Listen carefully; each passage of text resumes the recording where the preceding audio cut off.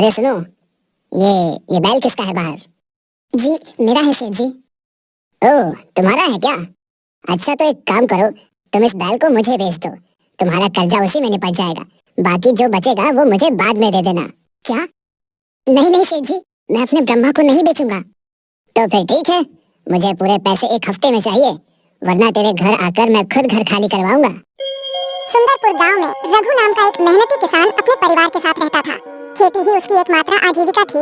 उसके परिवार में पत्नी रेखा और पुत्र गगन के अलावा एक बहुत खास सदस्य भी था, और वो था रघु का प्रिय बैल ब्रह्मा। जब रघु बच्चा था तब उसके पिता ब्रह्मा को घर लाए थे। तब से ब्रह्मा और रघु एक दूसरे के परम मित्र थे।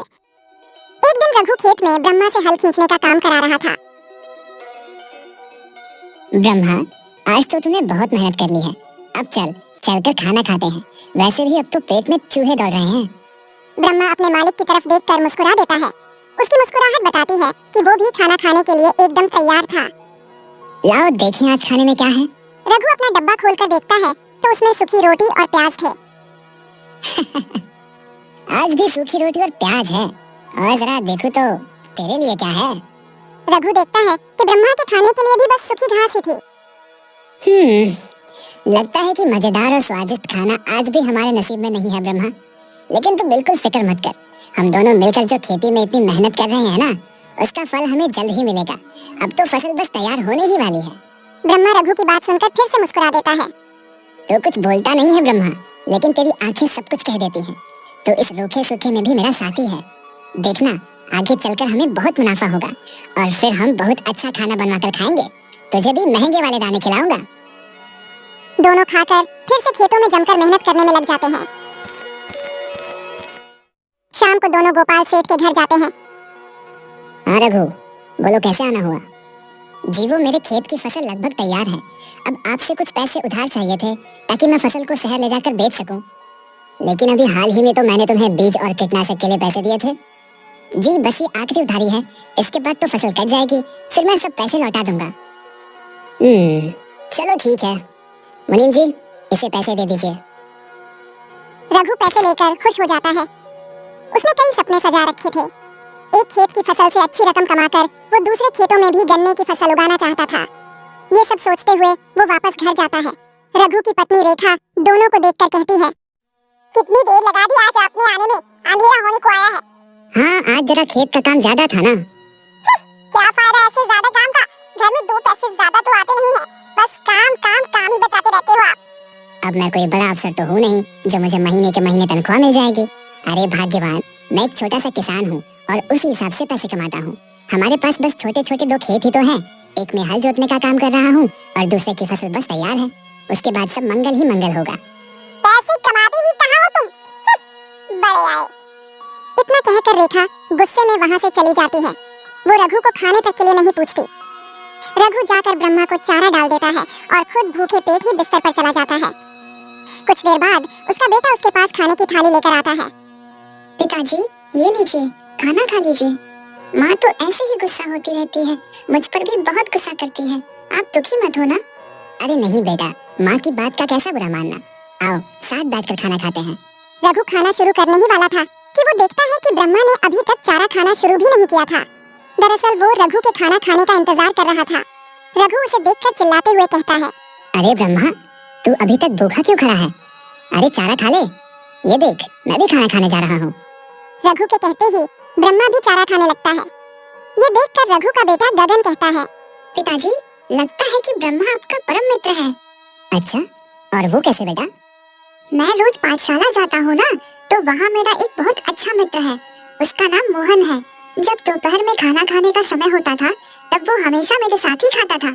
उसने मुझसे कहा था कि वो मेरा परम मित्र है, इसीलिए ब्रह्मा भी आपका परम मित्र है। वो आपके बिना खाना नहीं खाता।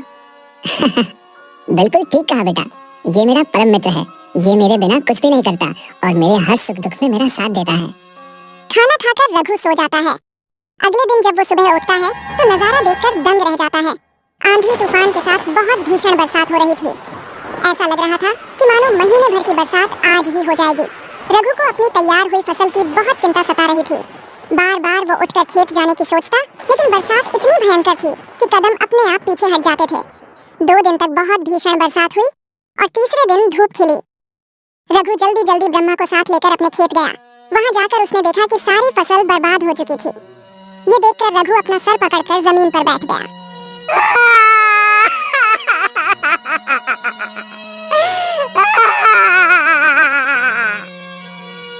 हे ऊपर वाले, ये सब क्या हो गया? मैं तो बर्बाद हो जाऊंगा। अब क्या होगा? सारी की सारी फसल बर्बाद हो गई है। गोपाल सेठ का कर्जा कैसे चुकाऊंगा अब मैं? रघु एक के बाद एक समस्याएं याद कर रहा था और ब्रह्मा वहीं उसके पास खड़ा था। वो अपने मित्र को दिलासा देना चाहता था कि सब ठीक हो जाएगा, लेकिन रघु तो हिम्मत हार रहा था। कुछ देर अपना सर पीटने और रोने के बाद वो वापस घर गया। घर पे रेखा घबराई हुई सी खड़ी थी। आप आ गए? क्या हुआ? फसल ठीक तो है ना? कुछ ठीक नहीं है। सारी की सारी फसल बर्बाद हो गई है और फसल के साथ साथ मैं भी बर्बाद हो गया हूँ। हे ऊपर वाले, अब हम क्या करेंगे? मुझे नहीं पता रेखा। मुझे तो लग रहा है कि ये गांव छोड़कर कहीं दूर भाग जाऊं। इतनी निराशा है इस वक्त मेरे मन में। रघु कुछ और कहता, इसके पहले ही गोपाल सेठ के भेजे हुए 2 आदमी दरवाजे पर आ जाते हैं।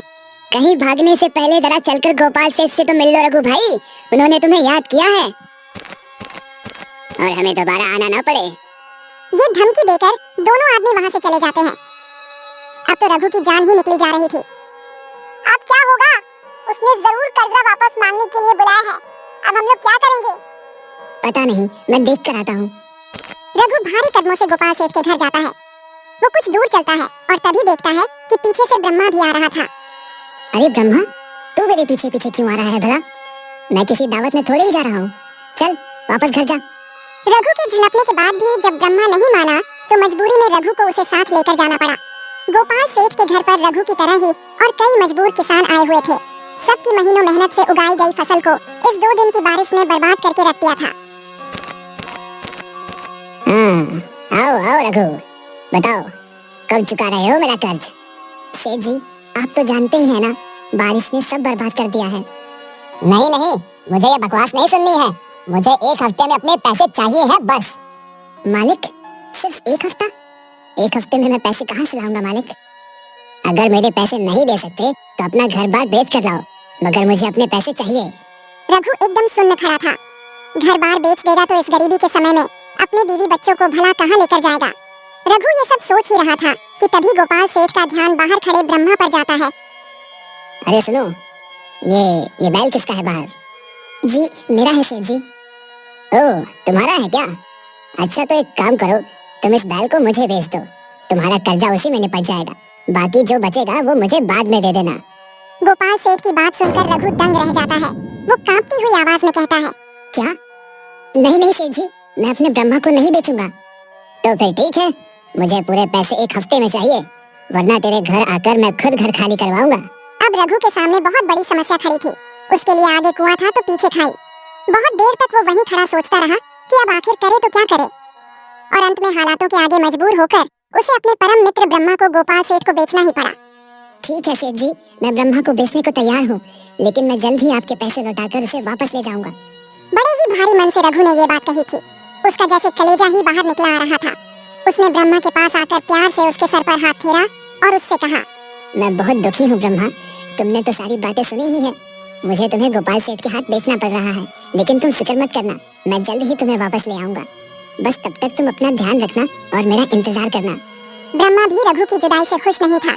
जब रघु जाने लगा तो ब्रह्मा उसी को एकटक देख रहा था। दोनों के लिए ये घड़ी बहुत ही दुखद थी, लेकिन आंखों में आंसू लेकर रघु वहाँ से घर लौट आया। उसने घर आकर सब कुछ रेखा को बताया। अरे तो इसमें ऐसे मुंह लटकाकर क्यों बैठे हो? वैसे भी वो बैल कौन सा हमारे बड़े काम का था। अब गया तो गया, उसे छोड़ो और ये सोचो कि फसल बर्बाद हो गई, आगे क्या करना है। रेखा की ऐसी रूखी बातें सुनकर तो रघु और भी दुखी हो जाता है। वो भारी मन से खेत चला जाता है और काम में लग जाता है। 3 दिन बीत जाते हैं और रघु का दुख कम ही नहीं हो रहा था। उधर दूसरी तरफ ब्रह्मा का भी बुरा हाल था। गोपाल सेठ उससे काम कराना चाहता, परंतु ब्रह्मा काम करने का नाम ही नहीं ले रहा था। ओए बैल, चल उठ, मेरी बैलगाड़ी में लाद कर सामान दूसरे गांव ले जाना है। गोपाल के बोलने पर भी ब्रह्मा नहीं उठता। वो जस का तस ढीठ सा बैठा रहता है। ये बैल, इसकी हिम्मत तो देखो, ये मुझसे बगावत कर रहा है, मैं इसे छोड़ूंगा नहीं। गोपाल सेठ गुस्से में एक बेंत उठा लेता है और ब्रह्मा को मारने लग जाता है। ब्रह्मा दर्द से चिल्लाता है, लेकिन उसे बचाने वाला कोई नहीं था। काफी देर तक मार खाने के बाद ब्रह्मा वहीं जमीन पर बैठ जाता है। उसकी आंखों से आंसू बह रहे थे। जैसे वो अपने मालिक की याद में रो रहा हो। उसे अपने शरीर के कष्ट से कहीं ज्यादा अपने मालिक की जुदाई का मानसिक कष्ट था। ज्यादा नहीं, बस 3-4 दिन अच्छे से मार खाएगा और भूखा रहेगा तो अपने आप दिमाग ठिकाने आ जाएगा इस मूर्ख बैल का। गुस्से में गोपाल वहाँ से चला जाता है। वहीं पास खड़ा बबलू ये सब देख रहा था। बबलू भी एक किसान था। वो जल्दी से रघु के पास गया। रघु भैया, तुम्हारे प्यारे बैल की तो बड़ी दुर्दशा है गोपाल सेठ के पास। वो काम करने से मना कर देता है और फिर गोपाल सेठ उसे मारते पीटते हैं, खाना भी नहीं देते। ये सब सुनकर तो रघु को बहुत तकलीफ होती है। क्या? नहीं, मैं अपने ब्रह्मा के साथ ये सब नहीं होने दूंगा। मैं उसे बचाकर वापस ले आऊंगा। जब रघु जाकर रेखा को ये सब बताता है तब रेखा बहुत गुस्सा हो जाती है। क्या क्या कहा तुमने? अब तुम उस बैल को बचाते फिरोगे? एक काम करो, तुम और तुम्हारा बैल ही इस घर में रह लो। अब मुझे वैसे भी ये कंगाली नहीं भा रही है। मैं गगन को लेकर अपने पिता के घर जा रही हूँ। गुस्से में रेखा गगन को लेकर चली गई। अब तो रघु एकदम अकेला पड़ गया था। लेकिन अब जो हो रहा था सो हो रहा था। रघु को अब बस ब्रह्मा की चिंता थी। वो अपने कुछ पुराने मित्रों के पास गया और सबसे थोड़े थोड़े पैसे उधारी पर ले लिए। सब पैसे इकट्ठा करके वो गोपाल सेठ के पास ब्रह्मा को वापस लेने के लिए पहुंच गया। अच्छा, तो तुम्हें ये बैल वापस चाहिए? ठीक है, ले जाओ, लेकिन इतने पैसों से बात नहीं बनेगी। तुम्हें मुझे हर महीने ब्याज देना पड़ेगा और जो सूद बाकी है वो अलग। मुझे मंजूर है सेठ, बस मेरे ब्रह्मा को वापस कर दीजिए। ठीक है, ले जाओ। रघु और ब्रह्मा दोनों एक दूसरे को गले लगा लेते हैं। दोनों का एक दूसरे के प्रति अटूट विश्वास और उनकी मिलन की भावुक घड़ी देखकर आसपास के सभी लोग हैरान थे। दोनों साथी वापस घर आते हैं और जी जान से अपने दूसरे बचे हुए खेत में काम करने में लग जाते हैं। अब इसी खेत की फसल उनकी आखिरी उम्मीद थी। कुछ महीने बाद अच्छी फसल होती है और उन्हें उनकी मेहनत का फल मिलता है। रघु ज्यादा ब्याज देकर भी खुश था क्योंकि उसका ब्रह्मा उसके साथ था। रेखा भी अपनी भूल सुधारते हुए वापस घर आ जाती है और इसी के साथ रघु अपने परम मित्र के साथ खुशी खुशी रहता है।